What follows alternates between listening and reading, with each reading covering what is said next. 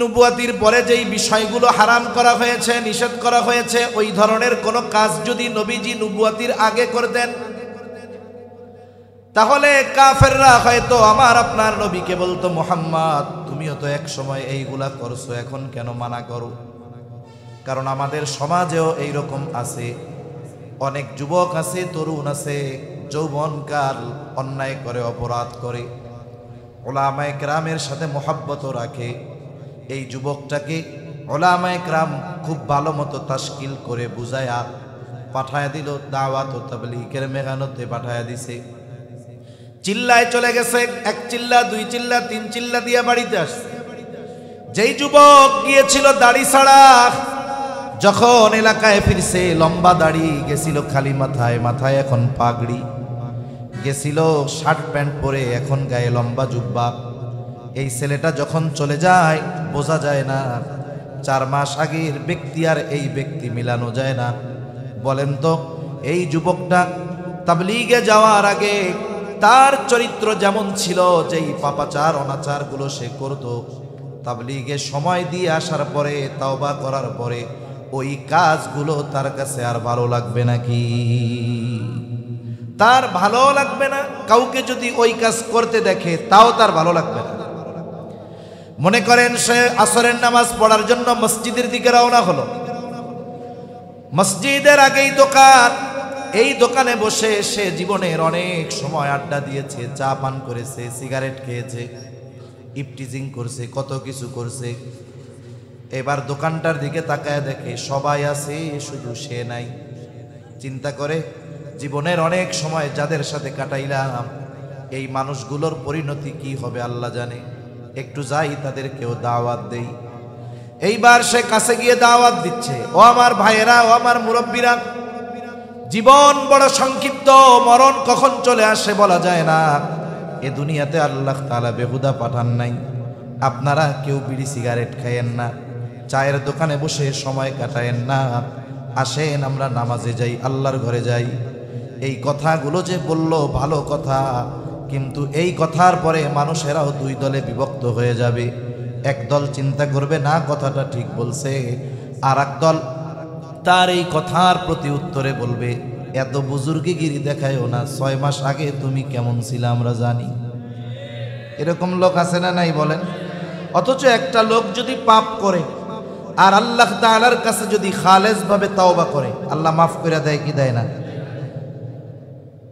এই যে কথাটা তারা বলছে, নবীজিকে যেন কাফেররা এই কথা না বলতে পারে, ও মুহাম্মদ তুমি আমাদের মদ পান করতে মানা করো, অথচ তুমিও তো কিছুদিন আগে মদ পান করেছো, এমনটা যেন না বলতে পারে।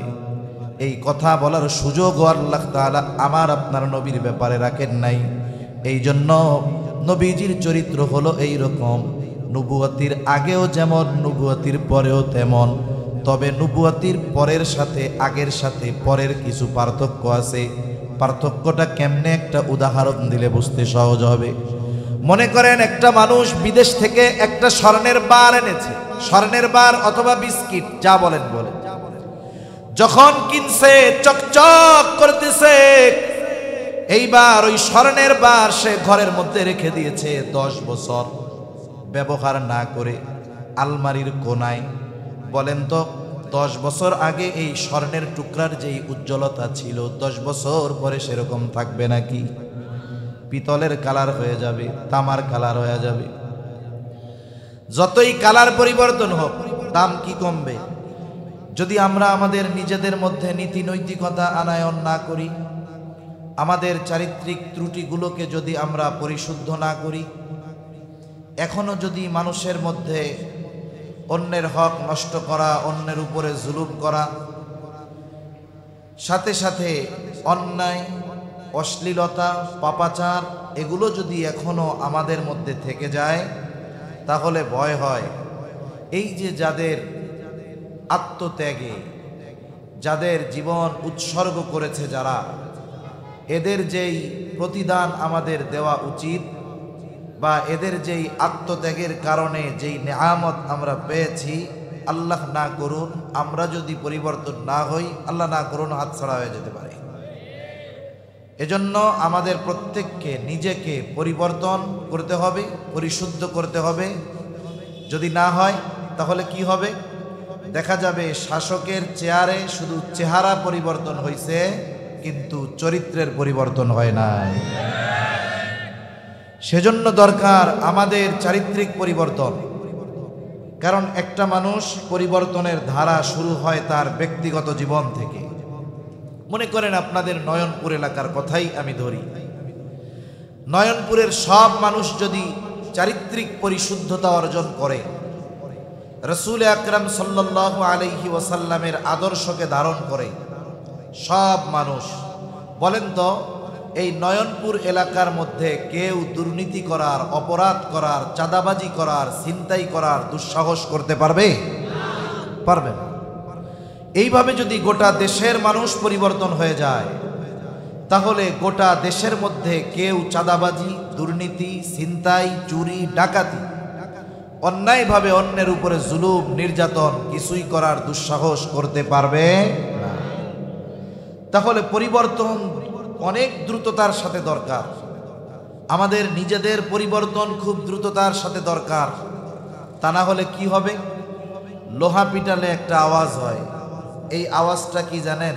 লোহারে বাড়ি মারে আর কয় যেই সেই, যেই সেই।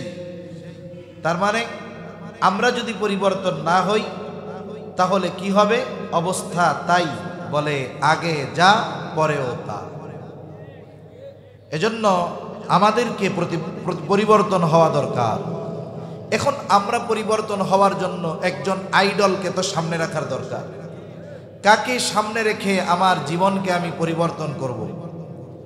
এই ক্ষেত্রে একটা মানুষ যদি রাসূলুল্লাহ সাল্লাল্লাহু আলাইহি ওয়াসাল্লামকে সামনে রাখে, তাহলে রাসূল আকরাম সাল্লাল্লাহু আলাইহি ওয়াসাল্লামের অনুসরণ তাকে সঠিক পথে পরিচালিত করবে। সে পথচ্যুত হবে না, সে পথভ্রষ্ট হবে না, সে নীতি নৈতিকতাহীন হবে না, বরং ওই মানুষটা প্রকৃত মানুষে পরিণত হবে। ঠিক কিনা বলেন? এজন্য চরিত্রের দাম অনেক, সৎ চরিত্রের মূল্য সবচাইতে বেশি। ইংরেজি একটা প্রবাদ আছে, money is lost, nothing is lost, health is lost, something is lost, but character is lost, everything is lost. একটা মানুষের যদি চরিত্র নষ্ট হয়ে যায় তাহলে তার সব কিছু নষ্ট হয়ে যায়। আর যদি একটা মানুষ সৎ চরিত্রের অধিকারী হয়, দুনিয়ার মানুষ যদি ওই সৎ চরিত্রবান ব্যক্তির সৎ চরিত্রের কদর নাও করতে পারে, আল্লাহ তাআলার কাছে তার সৎ চরিত্রের অনেক দাম। রাসূলুল্লাহ সাল্লাল্লাহু আলাইহি ওয়াসাল্লামকে জিজ্ঞাসা করা হচ্ছে, আবু হুরায়রা রাদিয়াল্লাহু তাআলা আনহু থেকে বর্ণিত হাদিস, জিজ্ঞাসা করা হচ্ছে মিজানের মধ্যে সবচাইতে ওজন হবে কোন আমল? নবীজিকে জিজ্ঞাসা করা হলো। নবীজি নামাজের কথা বলেন নাই, রোজার কথা বলেন নাই, হজের কথা বলেন নাই, যাকাতের কথা বলেন নাই। নবীজি বললেন মিজানে সবচাইতে ওজন হবে যেটা, সেটা হলো সৎ চরিত্র। সুবহানাল্লাহ। তাহলে আমাদের প্রত্যেকের সৎ চরিত্রবান হওয়ার দরকার, সৎ চরিত্র গুণ অর্জন করা দরকার। আর এক্ষেত্রে রাসূল আকরাম সাল্লাল্লাহু আলাইহি ওয়াসাল্লাম হবেন আমাদের রোল মডেল। আমাদের তরুণেরা, আমাদের যুবকেরা, এরা যদি রাসূল সাল্লাল্লাহু আলাইহি ওয়াসাল্লামের আদর্শকে সামনে রেখে তাদের আগামী জীবন পরিচালিত করে, আমার এই ব্যাপারে দৃঢ় বিশ্বাস, আমাদের তরুণ যুবকদের যেই সাহস, বাতিলের বিরুদ্ধে তাদের যেই প্রতিবাদের ভাষা, জালেমের বুলেটের সামনে দুঃসাহসী যুবকের বুক খুলে দেওয়া, এটা আগামী দিনে তারা যদি নবীজির আদর্শকে সামনে রেখে চলতে পারে, আশা করা যায় এই যুবকদের মধ্য থেকেই আগামীর বাংলাদেশে ইসলাম প্রতিষ্ঠার জন্য যেই নেতৃত্ব দরকার, ওই রকম নেতৃত্ব তৈরি হয়ে যাবে। ঠিক কিনা বলেন? আর আমাদের তরুণ প্রজন্ম যদি ভালো হয়ে যায়, দিনদার হয়ে যায়, বাস্তবিক অর্থে গোটা দেশ ভালো হয়ে যাবে। আমরা তো একটা সময় মনে করতাম আগামী প্রজন্ম একেবারে পুরা শেষ, আগামী প্রজন্ম পুরা শেষ, কিন্তু বাস্তবতা দেখলাম না, সময়ে সময়ে যাদের নিয়ে আমরা চিন্তা করি কিছুই হবে না, আল্লাহ তাআলা চাইলে এদের মাধ্যমেই সব কিছু করাতে পারেন, ঠিক কিনা? এখন এক জায়গায় একদল ইঁদুর বিড়ালের যন্ত্রণায় খুব কষ্টে আছে। ইঁদুররা মিটিংয়ে বসছে, গল্প আর কি। এই যে বিড়াল যে হুট করে চলে আসে, টের তো পাই না, কি করা যায়? বুদ্ধি টুদ্ধি দিয়ে একজন বলছে বিড়ালের গলায় একটা ঘন্টা পরায়া দেওয়া যায়। বুদ্ধি তো দিতে পারলো, ঘন্টা পরিয়ে দেওয়া যায়। আর একজন বলে এটা তো ভালো কাজ, কিন্তু ঘন্টাটা পরাবে কে? ঘন্টা পরিয়ে দিলে তো বোঝা যাবে বিড়াল আসতেছে, ঘন্টা পরাবে কে? বিগত দীর্ঘ সময় ধরে 17-18 বছর ধরে অনেক জল্পনা কল্পনা, অনেক রাজনৈতিক ব্যক্তিত্বদের মতামত যে এভাবে করলে ওভাবে করলে জালেমের পতন হবে। কিন্তু বাস্তবতা কি হলো? একদল ছাত্র যখন তারা সুদৃঢ় ইস্পাতের ন্যায় জালেমের সামনে দাঁড়িয়ে গেছে, এই যে ঘন্টা লাগানোর লোকটা যখন পাওয়া গেছে, এবার সব সাধারণ আপামর জনসাধারণ তাদের নেতৃত্বে তাদের সাথে যুক্ত হয়ে এই জালেমের পতনকে ত্বরান্বিত করেছে, ঠিক কিনা বলেন? যেই যুবকেরা বুলেটের সামনে বুক পেতে দিতে ভয় পায় না, এমন কঠিন দুঃসাহসী কাজ যাদের দ্বারা সংগঠিত হয়েছে, তাদের জন্য অন্য কোনো বিষয় কঠিন হতে পারে? জোরে বলেন না, হতে পারে? তাদের জন্য সব কাজ সহজ। এজন্য দোয়া করি, যেই তরুণেরা, যুবকেরা, কিশোরেরা জীবন দিয়েছে, আল্লাহ তাআলা ইমানদার যারা তাদেরকে শাহাদাতের মর্যাদা দান করেন। যারা অসুস্থ আছে আল্লাহ তাআলা তাদেরকে সুস্থতা দান করেন। সাথে সাথে আমাদের যুবক তরুণ যারা আছে এদেরকেও আল্লাহ তাআলা দ্বীনের জন্য কবুল আর মঞ্জুর করেন। সম্মানিত উপস্থিতি, রাসূল আকরাম সাল্লাল্লাহু আলাইহি ওয়াসাল্লামের আদর্শ এটা সার্বজনীন এক আদর্শ। নবীজির আদর্শ যদি কোনো অমুসলিম গ্রহণ করে, তাহলে ওই অমুসলিম দুনিয়ার জগতে কামিয়াবি অর্জন করতে পারবে। আর নবীজির আদর্শ যদি কোনো মুসলিম পরিপূর্ণভাবে ধারণ করে, তাহলে ওই মুসলিম দুনিয়া আখিরাত উভয় জাহানে সফল হয়ে যাবে। সুবহানাল্লাহ। নবীজির চারিত্রিক সৌন্দর্য কেমন? কাফেররা আমার আপনার নবীজিকে বারবার হত্যা করার চেষ্টা করেছে।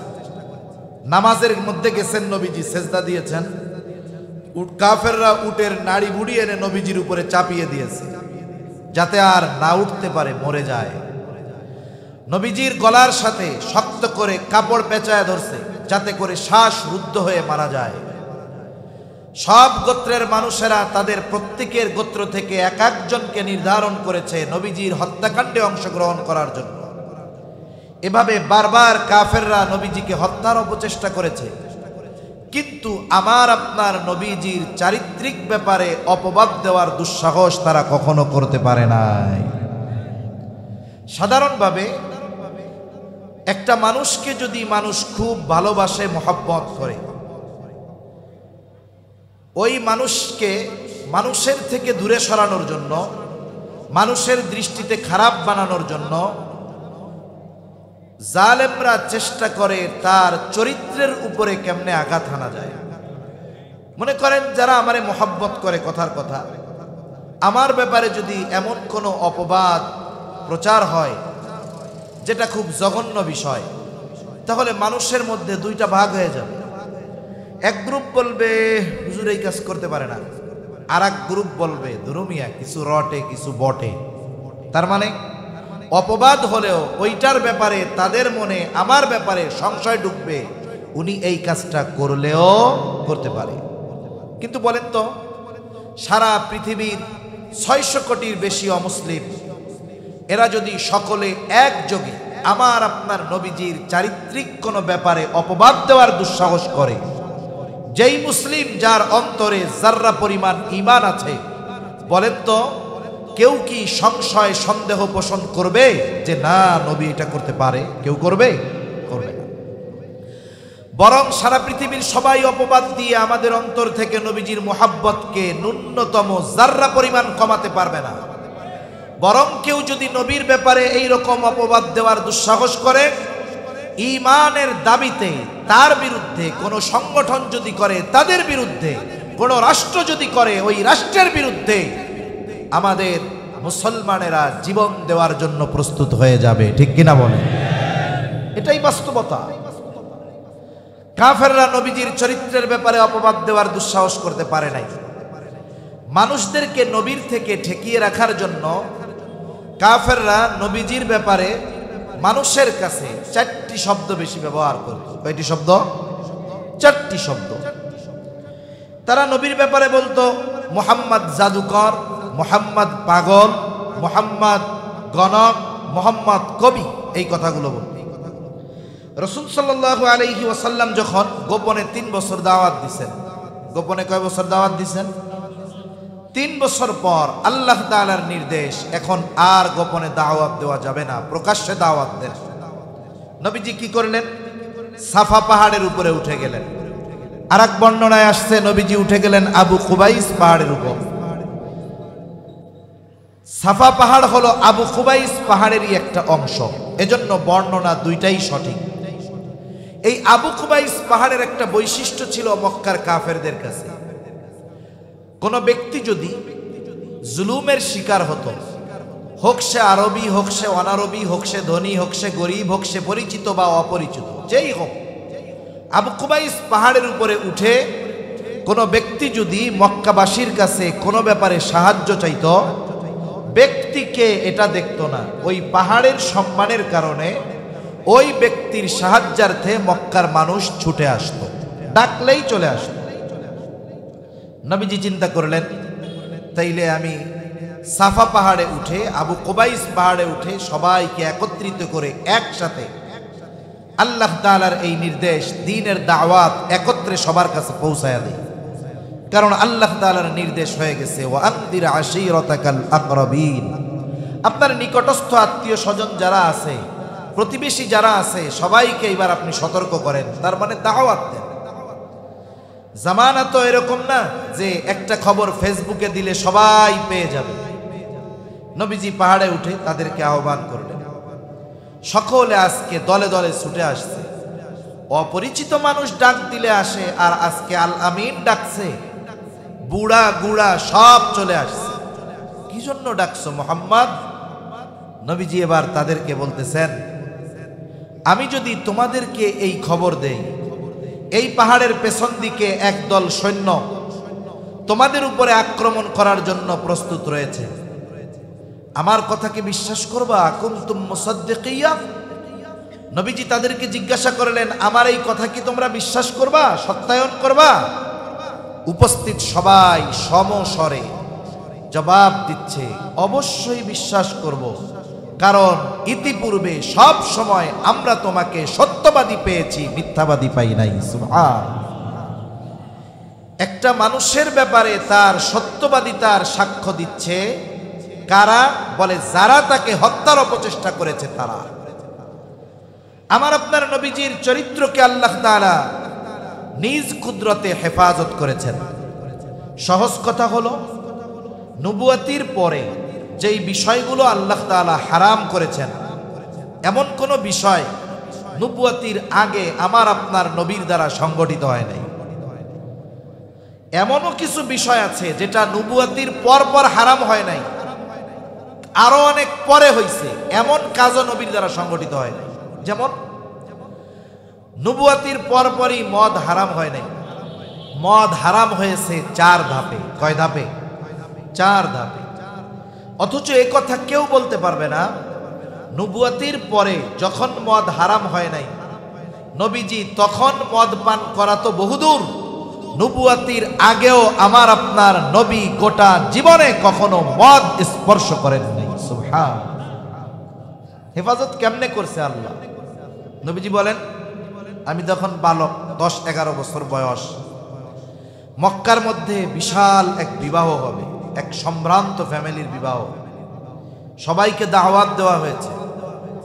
এই বিবাহ অনুষ্ঠানের আকর্ষণ হলো রাত্রেবেলা খাওয়া দাওয়ার পরে সারা রাত গান বাদ্য হবে, নাচ গান হবে, দলে দলে মানুষ ছুটছে ওই বাড়িতে। খাওয়া দাওয়া শেষ, সবাই অপেক্ষা করছে কখন ডাক আসবে যে এই তাড়াতাড়ি আসো, গান শুরু হবে এখন। সবাই অপেক্ষা করতেছে। ইতিমধ্যে একজন ঘোষণাকারী ঘোষণা দিচ্ছে যে তোমরা সবাই অমুক স্থানে একত্রিত হও, ওই জায়গায় একটু পরেই নাচ গান শুরু হবে। সবাই দৌড় শুরু করছে, কে কার আগে গিয়ে বসবে, কারণ দেখতে হবে, শুনতে হবে কাছের থেকে। ওয়াজ মাহফিলে যদিও অনেক জায়গায় 15 বার বইলাও একটা মানুষকে পেছন থেকে সামনে আনা যায় না, কিন্তু এই ধরনের গোনার মজলিসে অনেক সময় 80 বছরের বৃদ্ধ 20 জনের ঘাড়ে পাড়া দিয়া সামনে আইসা এইরকম তাকায় থেকে দেখে। যদি আমার যুবক ভাইরা বলে কি কাম করতেছেন, এটা কি ভালো কাম? তোরা তো বাইসা থাকলে দেখতে পারবি, আমার হায়াত শেষ, একটু দেখা লই। আছে না নাই? এরকম ডাকতেছে যে চলো তাড়াতাড়ি চলো। নবীজি বলেন আমার সাথে যারা তারাও আমার ডাকতেছে, মুহাম্মদ তাড়াতাড়ি চলো, আগে না গেলে জায়গা পাওয়া যাবে। নবীজি বলেন ওরা তো আমাকে ডাকতেছে, আর ইতিমধ্যে আমার গোটা শরীর অবশ হয়ে দু চোখ জুড়ে ঘুম চলে আসছে। নবীজি বলেন ওরা চলে গেল, আমি বাড়ির এক প্রান্তে এক পাশে শুয়ে পড়লাম, গভীর ঘুমে আচ্ছন্ন হয়ে গেলাম। সারা রাত পার হয়ে গেছি, আমার ঘুম ভাঙে নাই। সকালবেলায় সূর্যের আলো যখন আমার চোখের উপরে পড়লো, ঘুম ভেঙে গেল। আমি ঘুম থেকে উঠে দেখি কেউ কোথাও নাই। সারা রাত কি হয়েছে তার একটা আওয়াজও আমার কানে আসে নাই। যদি নবুয়াতির পরে যেই বিষয়গুলো হারাম করা হয়েছে, নিষেধ করা হয়েছে, ওই ধরনের কোনো কাজ যদি নবীজি নবুয়াতির আগে করতেন, তাহলে কাফেররা হয়তো আমার আপনার নবীকে বলতো মুহাম্মদ তুমিও তো এক সময় এইগুলা করছো, এখন কেন মানা করো? কারণ আমাদের সমাজেও এইরকম আছে, অনেক যুবক আছে, তরুণ আছে, যৌবনকাল অন্যায় করে, অপরাধ করে, উলামায়ে কেরামের সাথে মহব্বত রাখে। এই যুবকটাকে উলামায়ে কেরাম খুব ভালো মতো তাশকিল করে বুঝায়া পাঠায়া দিল, দাওয়াত ও তাবলীগের মেহনতে পাঠায়া দিছে। চিল্লায় চলে গেছে, 1 চিল্লা 2 চিল্লা 3 চিল্লা দিয়ে বাড়িতে আসছে। যেই যুবক গিয়েছিল দাড়ি ছাড়া, যখন এলাকায় ফিরছে লম্বা দাড়ি, গেছিল খালি মাথায়, মাথায় এখন পাগড়ি, গেছিল শার্ট প্যান্ট পরে, এখন গায়ে লম্বা জুব্বা। এই ছেলেটা যখন চলে যায় বোঝা যায় না 4 মাস আগের ব্যক্তি আর এই ব্যক্তি মিলানো যায় না। বলেন তো এই যুবকটা তাবলীগে যাওয়ার আগে তার চরিত্র যেমন ছিল, যেই পাপাচার অনাচার গুলো সে করত, তাবলীগে সময় দিয়ে আসার পরে, তাওবা করার পরে ওই কাজগুলো তার কাছে আর ভালো লাগবে নাকি? তার ভালো লাগবে না। কাউকে যদি ওই কাজ করতে দেখে তাও তার ভালো লাগবে না। মনে করেন সে আসরের নামাজ পড়ার জন্য মসজিদের দিকে রওনা হলো, মসজিদের আগেই দোকান, এই দোকানে বসে সে জীবনের অনেক সময় আড্ডা দিয়েছে, চা পান করেছে, সিগারেট খেয়েছে, ইফটিজিং করছে, কত কিছু করছে। এবার দোকানটার দিকে তাকায় দেখে সবাই আছে, শুধু সে নাই। চিন্তা করে জীবনের অনেক সময় যাদের সাথে কাটাইলাম, এই মানুষগুলোর পরিণতি কি হবে আল্লাহ জানে। একটু যাই তাদেরকেও দাওয়াত দেই। এইবার সে কাছে গিয়ে দাওয়াত দিচ্ছে, ও আমার ভাইয়েরা, ও আমার মুরব্বীরা, জীবন বড় সংক্ষিপ্ত, মরণ কখন চলে আসে বলা যায় না। এ দুনিয়াতে আল্লাহ তাআলা বেহুদা পাঠান নাই। আপনারা কেউ বিড়ি সিগারেট খায়েন না, চায়ের দোকানে বসে সময় কাটায়েন না। আসেন আমরা নামাজে যাই, আল্লাহর ঘরে যাই। এই কথাগুলো যে বলল ভালো কথা, কিন্তু এই কথার পরে মানুষেরাও 2 দলে বিভক্ত হয়ে যাবে। এক দল চিন্তা করবে না কথাটা ঠিক বলছে, আর এক দল তার এই কথার প্রতি উত্তরে বলবে এত বুজুর্গিগিরি দেখায়ও না, 6 মাস আগে তুমি কেমন ছিলে আমরা জানি। এরকম লোক আছে না নাই বলেন? অথচ একটা লোক যদি পাপ করে আর আল্লাহ তাআলার কাছে যদি খালেস ভাবে তাওবা করে, আল্লাহ মাফ করে দেয় কি দেয় না? এই যে কথাটা তারা বলছে, নবীজিকে যেন কাফেররা এই কথা না বলতে পারে, ও মুহাম্মদ তুমি আমাদের মদ পান করতে মানা করো, অথচ তুমিও তো কিছুদিন আগে মদ পান করেছো, এমনটা যেন না বলতে পারে।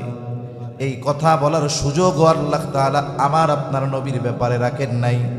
এই জন্য নবীজির চরিত্র হলো এই রকম, নবুয়তির আগেও যেমন নবুয়তির পরেও তেমন, তবে নবুয়তির পরের সাথে আগের সাথে পরের কিছু পার্থক্য আছে। পার্থক্যটা কেমনে একটা উদাহরণ দিলে বুঝতে সহজ হবে।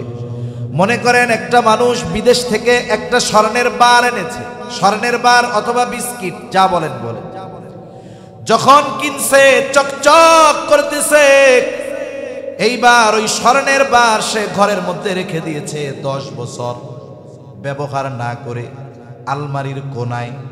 বলেন তো 10 বছর আগে এই স্বর্ণের টুকরার যেই উজ্জ্বলতা ছিল 10 বছর পরে সেরকম থাকবে নাকি? পিতলের কালার হয়ে যাবে, তামার কালার হয়ে যাবে। যতই কালার পরিবর্তন হোক দাম কি কমবে? ওইটা তো আর বাংলাদেশ ব্যাংকের ভোল্ট না। বাংলাদেশ ব্যাংকের ভোল্টে নাকি স্বর্ণ রাখছে 22 ক্যারেটের, খুঁজতে যায় দেখে হায় আল্লাহ এটা 18 ক্যারেট হয়ে গেছে। চিন্তা করছেন অবস্থা কি? এখন স্বর্ণের গ্লেস কমছে কিন্তু দাম কমে নাই। আপনি যদি বাজারে নিয়ে স্বর্ণকারের কাছে দেন, একটু পুড়ায়া অথবা অ্যাসিড পানির মধ্যে একটা চুবনি দিলে আবার উজ্জ্বলতা ফিরে পাবে। নবীজির চরিত্রটাও এরকম। নবুয়তির আগেও স্বর্ণ, পরেও স্বর্ণ।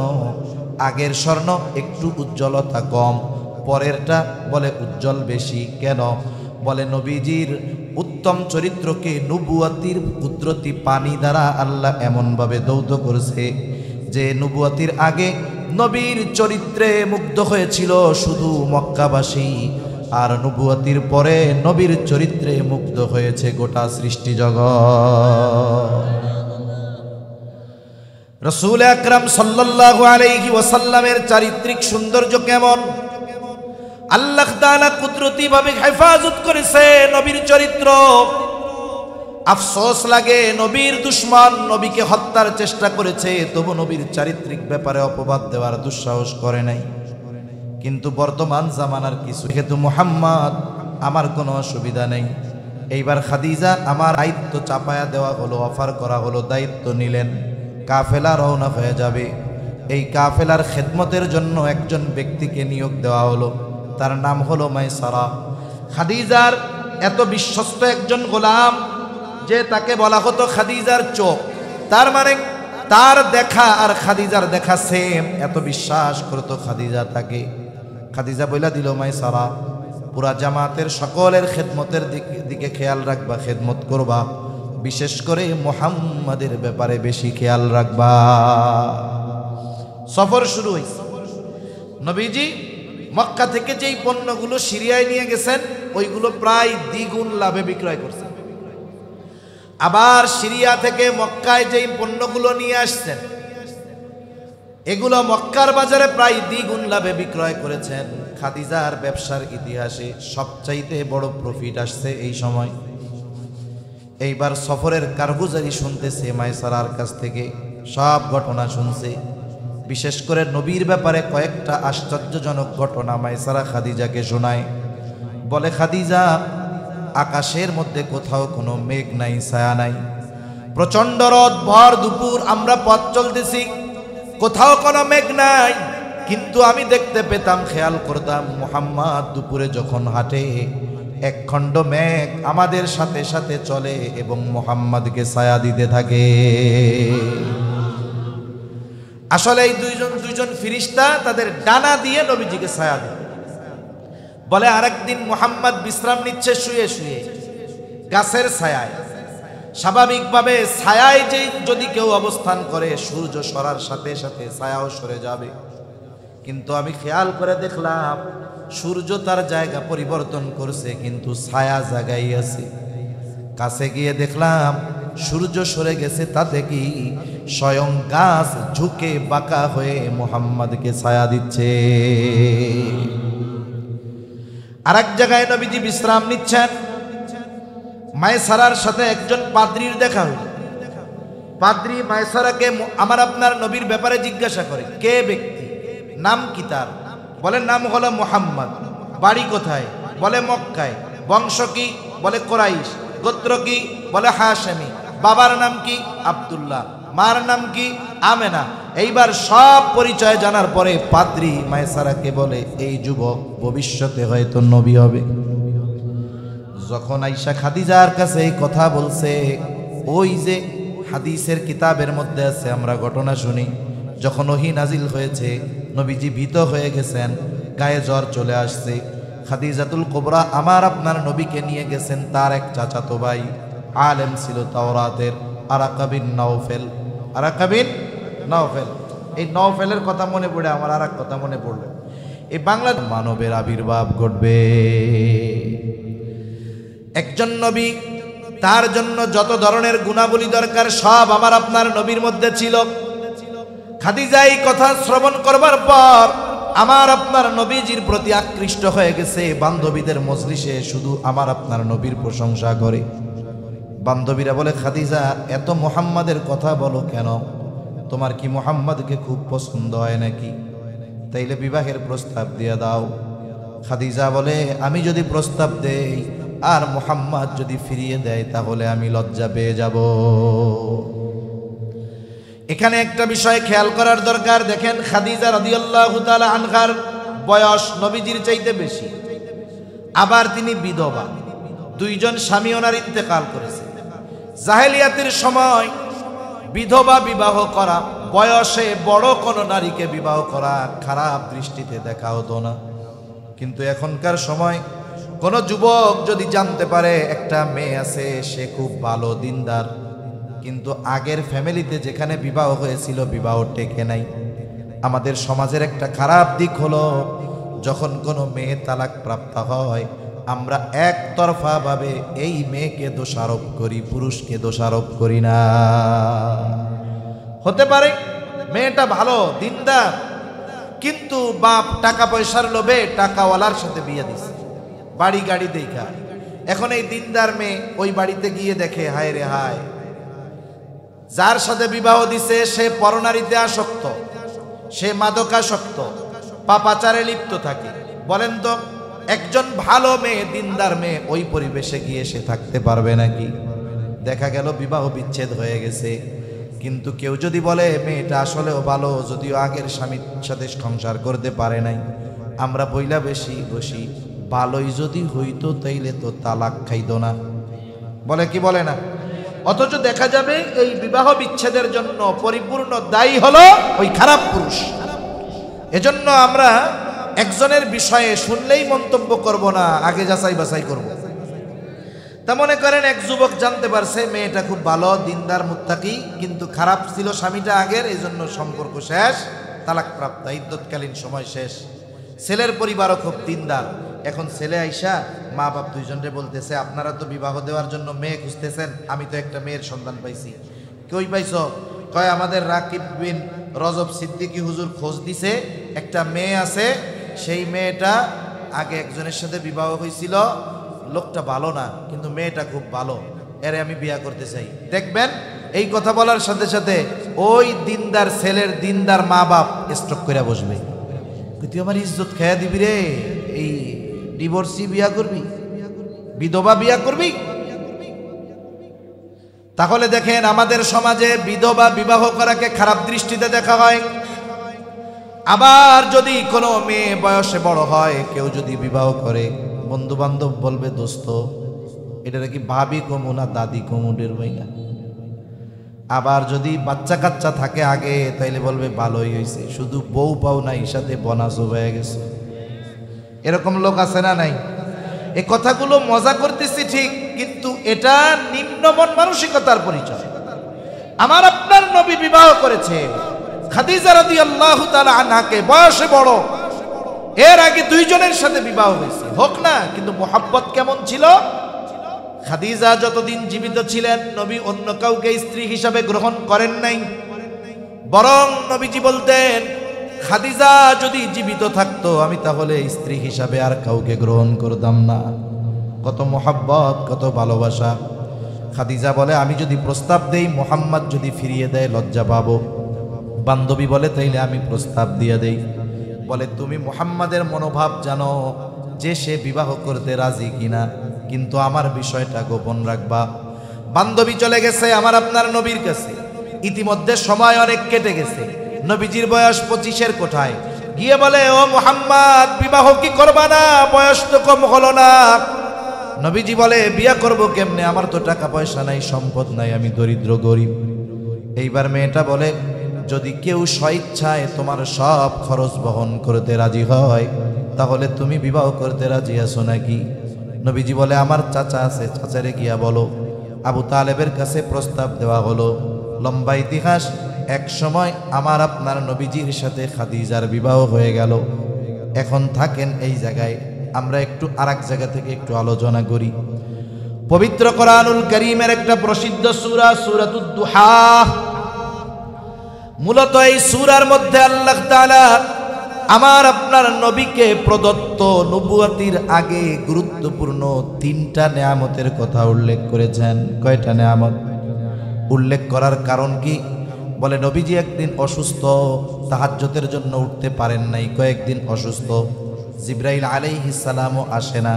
ওই সময়টা ছিল ফিতরাতে ওহির সময়, তার মানে ওহি আসা কিছুকাল বন্ধ ছিল। এইবার যখন নবীজিও উঠতে পারেন নাই, নবীজির এক প্রতিবেশী দুষ্টু মহিলা, সে বলতেছে দেখ মুহাম্মাদের মালিক মুহাম্মাদের উপরে অসন্তুষ্ট, মুহাম্মাদের রব মুহাম্মাদকে পরিত্যাগ করেছে, ছেড়ে দিয়েছে। শয়তানটাও তার কাছে আসে না, তার মানে জিবরাইল আলাইহিস সালামও তার কাছে আসে না। এই কথাগুলো যখন বলছে নবীজি স্বাভাবিক কষ্ট পেয়েছে। আর নবীজিকে সান্ত্বনা দিতে গিয়ে আল্লাহ তাআলা এই সূরা নাজিল করেছে। আল্লাহ তাআলা শপথ করে বলতেছে ওয়াদ-দুহা ওয়াল-লাইলি ইযা সাজা। আল্লাহ তাআলা বলেন প্রভাতের শপথ, ওয়াল-লাইলি ইযা সাজা, রাত্রির শপথ যখন তা অন্ধকারাচ্ছন্ন হয়ে যায়। আরে ওরা তো বলে আপনার রব আপনার উপরে অসন্তুষ্ট, আপনাকে ছেড়ে দিয়েছে, কিন্তু আপনার রব কি বলে শুনেন। এই 2টা কসম করে আল্লাহ তাআলা বলেন মা ওয়াদ্দাআকা রাব্বুকা ওয়া মা ক্বালা। আপনার রব আপনার উপরে অসন্তুষ্ট নয়, আপনার রব আপনাকে পরিত্যাগ করে নাই। শুধু তাই না, আল্লাহ তাআলা বলেন ওয়ালাল আখিরাতু খায়রুল লাকা মিনাল উলা। আপনি শুনে নেন, আপনার প্রতিটি পরবর্তী মুহূর্ত পূর্ববর্তী মুহূর্তের চাইতে উত্তম। তার মানে সময় পরিবর্তন হবে আর আপনার জন্য পরবর্তী সময়গুলো শুধু কল্যাণকর হতে থাকবে। সাথে সাথে এটাও জেনে নেন ওয়ালা সাউফা ইউতিকা রাব্বুকা ফাতারদা। আরে আপনি ওদের কথায় রাগ হন কেন, কষ্ট পান কেন? আপনার রব আপনাকে অচিরেই এমন কিছু দিবে আপনি সন্তুষ্ট হয়ে যাবেন। এই আয়াতের তাফসিরে একটা হাদিস আছে, লম্বা হাদিস, আমি ওইদিকে যাব না। আল্লাহ তাআলা কি বলছেন যে আপনার রব আপনাকে অচিরেই এমন কিছু দিবে আপনি সন্তুষ্ট হয়ে যাবেন। আর নবী বলে আমি ততক্ষণ সন্তুষ্ট হব না যতক্ষণ না আমার সব উম্মতকে জান্নাতে দেওয়া হবে। এরপরে আল্লাহ তাআলা কেমন যেন বলেন হাবিব আমি আপনাকে নবুয়ত দেওয়ার আগে ভুলি নাই, নবুয়ত দেওয়ার আগে ছেড়ে দেই নাই, আর নবুয়তি দিয়া এত বড় জিম্মাদারি আমি আল্লাহ আপনাকে দিয়া ছেড়ে দিব, এটা হতে পারে না। শুনা নেন, আপনারে আমি নবুয়ত দেওয়ার আগে কত যত্ন করেছি। আল্লাহ তাআলা এবার বলেন আলাম ইয়াজিদিকা ইয়াতীমান ফাআওয়া। আরে ওরা বলে আমি আপনার উপরে অসন্তুষ্ট, আপনারে ছাইড়া দিছি। আরে ওই যখন ইয়াতিম ছিলেন তখনও আপনারে ছাড়ি নাই। সুবহানাল্লাহ বলেন।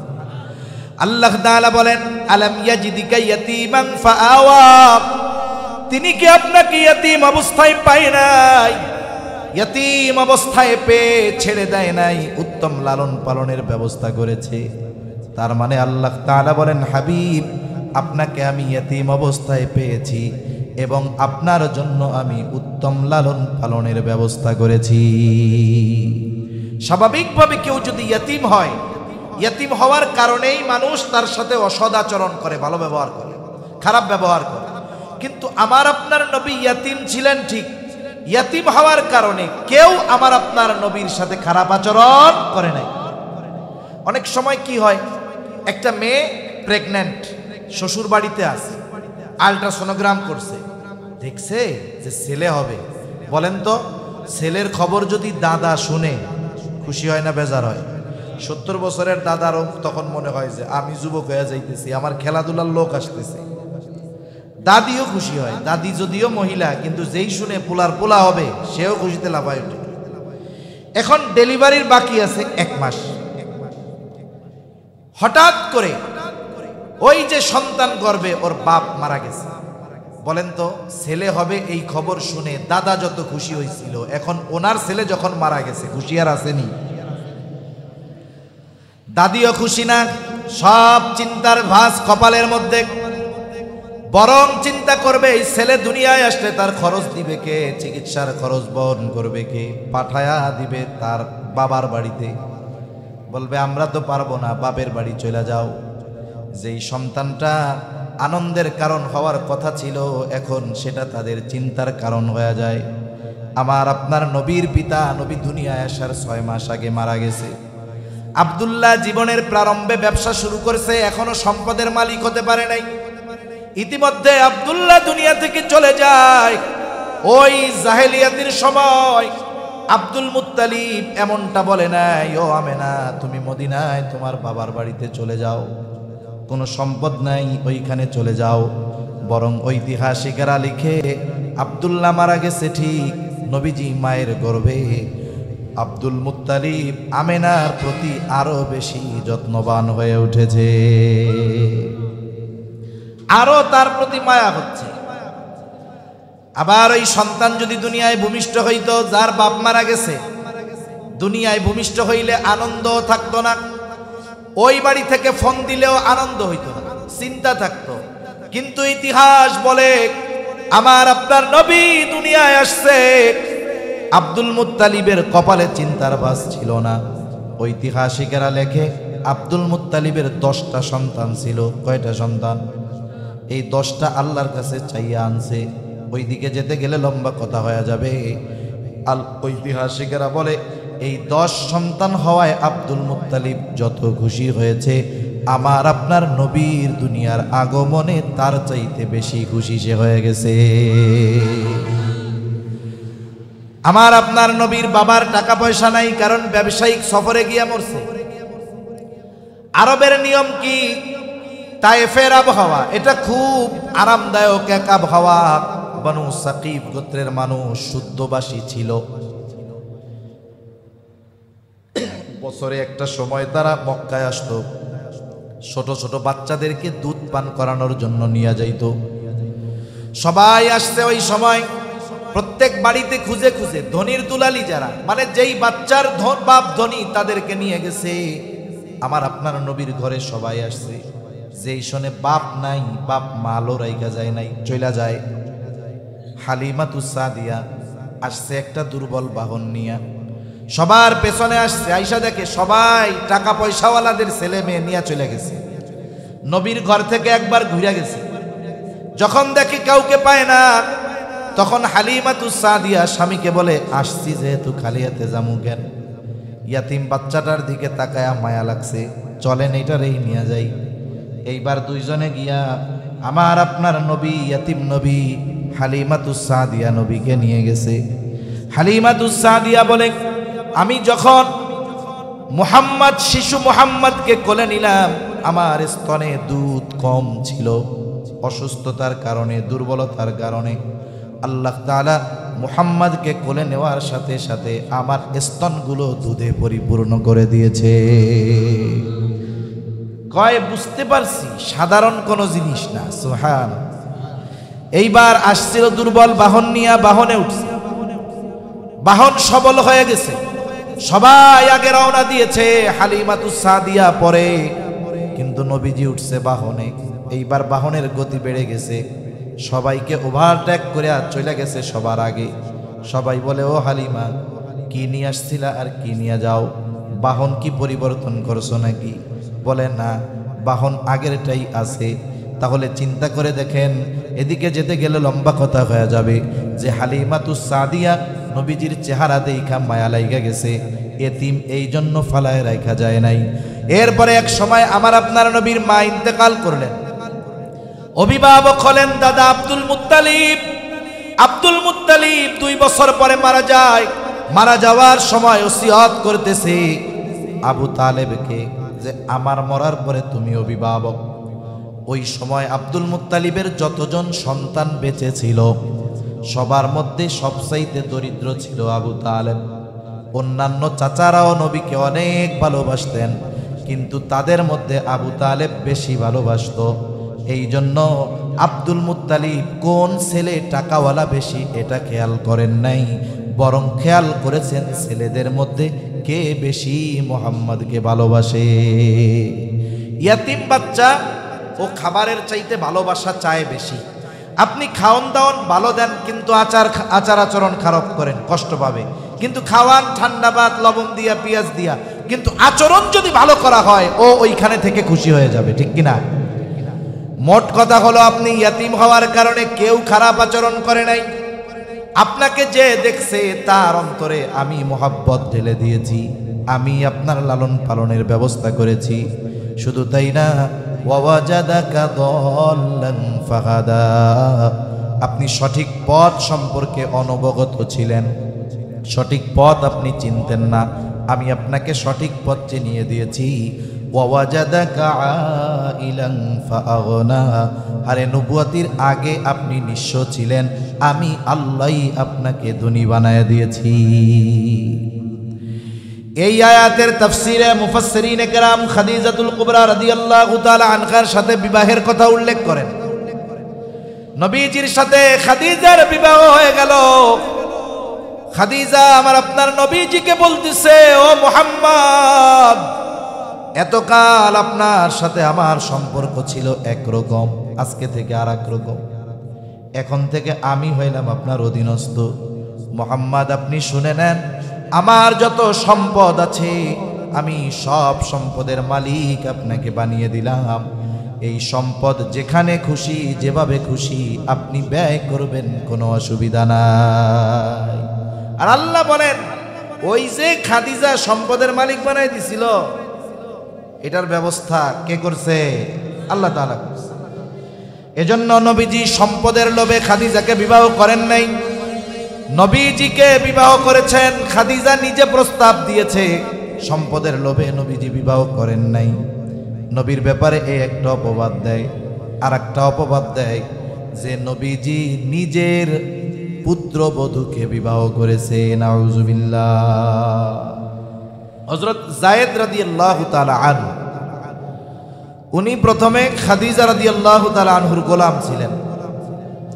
যায়েদকে কিনে আইনা দিছে বাজার থেকে খাদিজার এক ভাই। যায়েদ গেছে হারায়া, আর একদল দুষ্টু মানুষ যায়েদ রে পেয়ে বাজারে নিয়ে গোলাম হিসাবে বিক্রয় করে দিছে। এখন এই বাচ্চা গোলাম রে কিনে আইনা খাদিজার এক ভাই খাদিজারে হাদিয়া দিছে।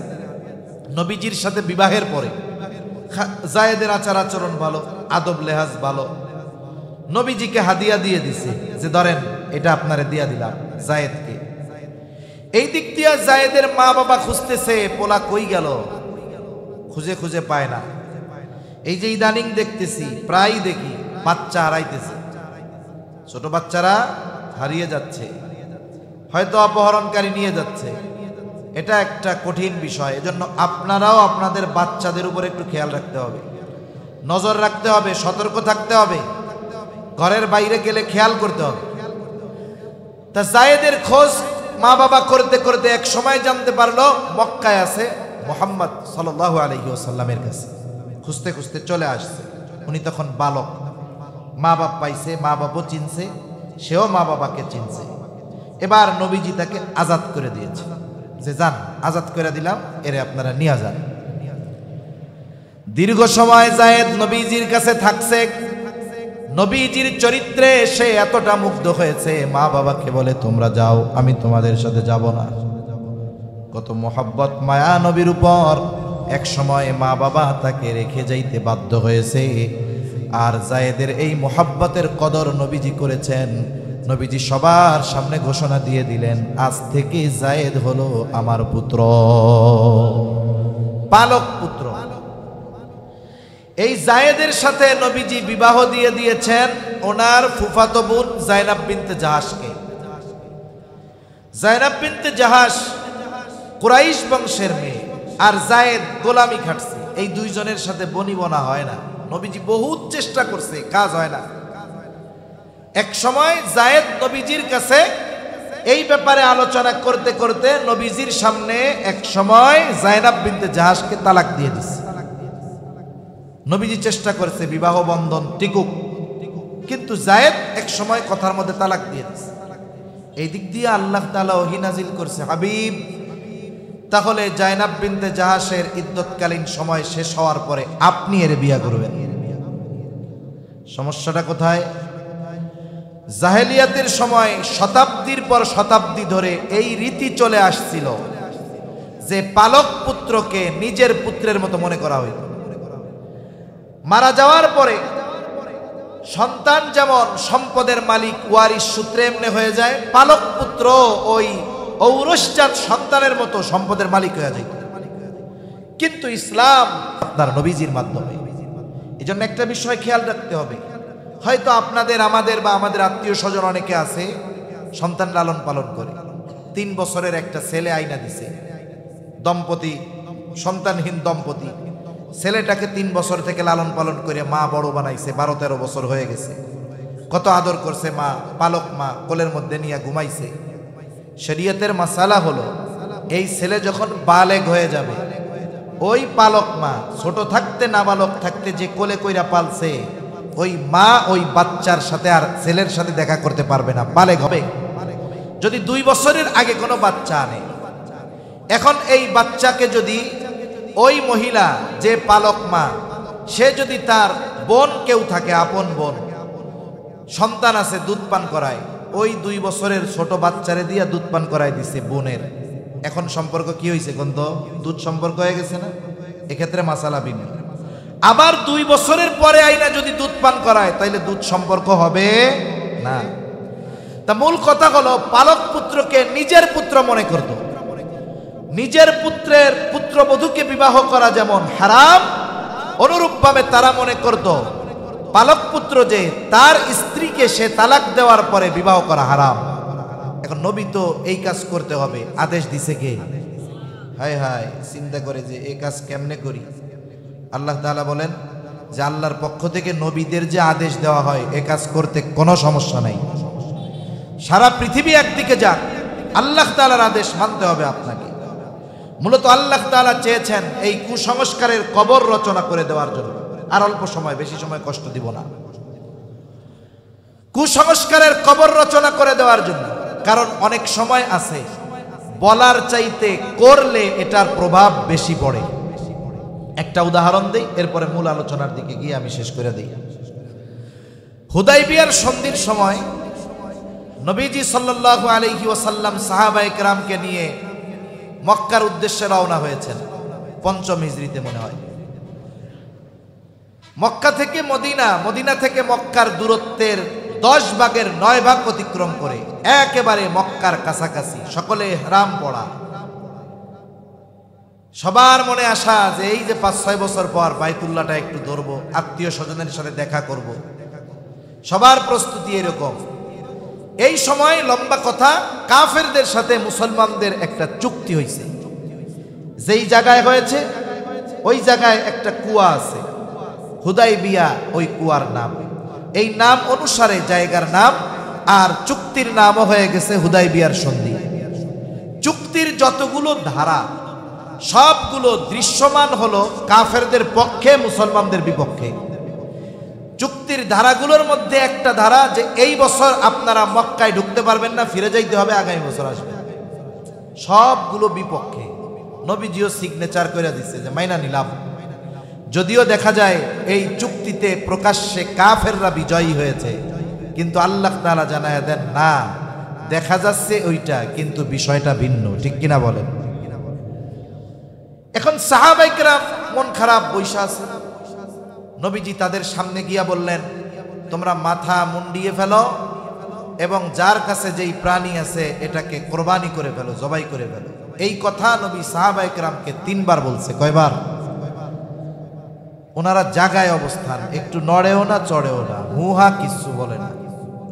অথচ নবীজি কোনো কথা 3 বার বলা লাগে না, একবার বললে সাহাবায়ে কেরাম জীবন দেওয়ার জন্য প্রস্তুত। এই অবস্থা দেখে নবীজি আর তাদের কিছু বলেন নাই। ওই সফরে নবীজির সাথে ছিলেন উম্মে সালামা রাদিয়াল্লাহু তাআলা আনহা। নবীজি উম্মে সালামা রাদিয়াল্লাহু তাআলা আনহার কাছে গিয়ে বলে, উম্মে সালামা ঘটনা তো এইরকম। বলে, ইয়া রাসূলুল্লাহ, তারা একটু মনোকষ্টে আছে, তারা আপনার আদেশ অমান্য করতে পারে না। আপনি এক কাজ করেন, আপনার জন্তুটা নিয়ে তাদের সামনে আপনি নিজে জবাই করে দেন, কিছু বলার দরকার নাই। নবীজি এইবার নিজের জন্তুটা নিয়ে তাদের সামনে নিয়ে যখন জবাই দিয়ে দিল, কিছুই বলা লাগে নাই, সকলে উঠে গেল, মাথা মুন্ডায় ফেললো, সাথে থাকা পশুগুলোকে তারা কোরবান করে দিল। তাহলে কিছু সময় আছে, বলার চাইতে করলে প্রভাবটা বেশি পড়ে। আল্লাহ তাআলা চাইলেন আমার আপনার নবীজির মাধ্যমে এই কুসংস্কারের কবর রচনা করবে। শুধু তাই না, এই বিবাহ দুনিয়ার কোনো কাজী পড়ায় নাই, স্বয়ং আল্লাহ তাআলা এই বিবাহ সম্পাদন করেছেন। এই জন্য যায়েনাব বিনতে জাহাশ অন্যান্য নবীজির অন্যান্য স্ত্রীদের সামনে গর্ব করে বলতেন, তোমাদের বিবাহ হয়েছে এই জমিনে, আর আমার বিবাহ সম্পাদিত হয়েছে আরশে আজিমে। তাহলে যারা বলে নবীজি তার পুত্রবধূকে বিবাহ করেছেন, নিঃসন্দেহে এটা অপবাদ। বরং নবীজি এই কর্মের মাধ্যমে যুগ যুগ ধরে, শতাব্দীর পর শতাব্দী ধরে চলে আসা কুসংস্কারের কবর রচনা আল্লাহ তাআলা নবীর মাধ্যমে করিয়েছে। এরকম বিভিন্ন অপবাদ তারা নবীজির ব্যাপারে দেয়। বাস্তবতা হলো কাফেররা এই অপবাদগুলো দেওয়ার দুঃসাহস করে নাই, বরং কাফেররা নবীর ব্যাপারে 4টা শব্দ ব্যবহার করতো। কয়টা শব্দ? এই 4 শব্দ বইলা শেষ। কি বলতো? বলতো জাদুকর, বলতো গণক, কবি, পাগল। এখন যখন ওই যে গোপনে প্রকাশ্যে দাওয়াত দিছে, চিন্তা করতেছে, হায় রে, এই বছর হজের সময় বাহিরের থেকে লোকজন আসলে মুহাম্মদ যদি তাদেরকে নিজের দলে ভিড়ায় নেয়, তাহলে কি করা যায়? ওই সময় পৃথিবীর বিভিন্ন প্রান্ত থেকে মানুষ হজ করার জন্য বাইতুল্লাহ আসতো। কয়েকজনে বুদ্ধি দিছে যে মক্কায় ঢুকতে যতগুলো রাস্তা আছে, প্রত্যেক রাস্তার সামনে আমাদের লোক দাঁড় করায় দেওয়া হবে। দাঁড় করায় দিয়ে যারা আসবে তাদেরকে সতর্ক করে দেওয়া হবে। কি বইলা? বলে, শোনো, মক্কায় একজন লোক আছে, তার নাম হইল মুহাম্মদ, খবরদার, সে কিন্তু জাদুকর, তার কাছে তোমরা যাবা না। এক রাস্তায় দাঁড়ায়া লোকরা বলতেছে, মুহাম্মদ, তার কাছে তোমরা যাবা না, জাদুকর। আর এক রাস্তায় দাঁড়িয়ে আর এক দল বলে, আমাদের মক্কায় একজন লোক আছে মুহাম্মদ, তার কাছে যাবা না, সে কিন্তু গণক। আর এক দল আর এক রাস্তায় দাঁড়ায় বলে, শোনো, মক্কায় একজন লোক আছে মুহাম্মদ, সে কিন্তু জাদুকর, তার কাছে যাবা না। আর এক দল বলে, লোক আছে মুহাম্মদ, সে কিন্তু পাগল, যাবা না। আর এক দল বলে, আমাদের মক্কায় একজন লোক আছে মুহাম্মদ, সে কিন্তু কবি, তার কাছে তোমরা কেউ যাবা না। তার মানে পৃথিবীর বিভিন্ন প্রান্ত থেকে যত মানুষ আসছে, কেউ চেনে না, কেউ দেখে নাই মুহাম্মদকে, কিন্তু আল্লাহ তাআলা কাফেরদের মাধ্যমে মুহাম্মদ শব্দটা তাদের কানে পৌঁছায়া দিছে। ওরা চিন্তা করেছে ঠেকাতে হবে, আর সবার মুখে এক শব্দ, মুহাম্মদ, মুহাম্মদকে। এইবার ওরা মানা করেছিল, কাছে যাইস না। ওরা গিয়ে খোঁজে মুহাম্মদ কই। কেউ জাদু দেখার জন্য যায়, কেউ কবিতা শোনার জন্য যায়, কেউ পাগল দেখার জন্য যায়, কেউ গণক দেখার জন্য যায়, কেউ কবিতা শোনার জন্য যায়। বলেন তো, আমার নবী পাগলও নয়, জাদুকরও নয়, গণকও নয়, কবিও নয়। নবীজির কাছে কিছুই নাই, নবীজির কাছে ছিল শুধু কোরআন। ঠিক কিনা গণ? ১৫০০ বছর পরে এখনো অনেক জায়গায় কেরাত সম্মেলন হয়, এই সামনে হবে। আন্তর্জাতিক কারীরা এসে তিলাওয়াত করে, বাংলাদেশের কারীরা তিলাওয়াত করে। ওই তিলাওয়াতের মজলিসে অনেক মানুষ থাকে যে দেইখা একটা লাইন কোরআন পড়তেও পারবে না। ওই লোকটা কোরআন বোঝাতো বহুদূর, দেইখাও এক লাইন পড়তে পারে না। কিন্তু কারি সাহেব যখন কানে হাত দিয়ে লম্বা টান দিয়ে তার হৃদয়গ্রাহী সুর দিয়ে তিলাওয়াত করে, ওই তিলাওয়াত ওই মূর্খ ব্যক্তির হৃদয়ে এতটা প্রভাব বিস্তার করে, সে প্রস্তুত থাকে। তিলাওয়াত যখন শেষ হয়, সাথে সাথে উচ্চ আওয়াজে বলে উঠে, আল্লাহু আকবার। বলে কি বলে না? সে বোঝে না, তাই এই প্রভাব, শুধু সুর শুনা। আর এই কোরআন যার উপরে আল্লাহ নাজিল করেছেন, তার তিলাওয়াত কতটা হৃদয়গ্রাহী ছিল, এটা তো ওরা বুঝবে। ওরা নবীজির কাছে যাইতো জাদু দেখার জন্য, নবীজি তাদেরকে কোরআন শোনায়া দিতেন। ওই মানুষগুলো তো কোরআন বুঝতো। যখন তারা কোরআন শুনতো, দেখা যাইতো জাদু দেখতে গিয়া, কবিতা শুনতে গিয়া, পাগল দেখতে গিয়া নবীজির পবিত্র জবানে কোরআন শুনে তাদের অন্তরে ঈমানের নূর প্রজ্বলিত হয়ে যাইত। এই জন্য আমার আপনার নবীর চরিত্র হলো এমন এক মহান চরিত্র, এই চরিত্রের সত্যায়ন কাফেররা নবুয়তির আগে করেছে, আর নবুয়তির পরেও আল্লাহ তাআলা বলেন ওয়া ইন্নাকা লাআলা খুলুকিন আযীম, আপনি মহান চরিত্রে অধিষ্ঠিত। শুধু তাই না, আমার আপনার নবীজির মানুষের চারিত্রিক যত দিক আছে প্রত্যেক দিক পরিপূর্ণ। আমার আপনার নবীর আগে যত নবী আসছে সব নবী উত্তম চরিত্রওয়ালা নবী, আর আমার আপনার নবী শুধু উত্তম চরিত্রওয়ালা নবী নয়। নবী বলেন ইন্নামা বুইসতু লিউতাম্মিমা মাকারিমাল আখলাক, আমাকে উত্তম চরিত্রে পরিপূর্ণতা প্রদানার্থে প্রেরণ করা হয়েছে। তাহলে আমার আপনার নবী হলেন উত্তম চরিত্রে পরিপূর্ণতা দান করেনেওয়ালা নবী।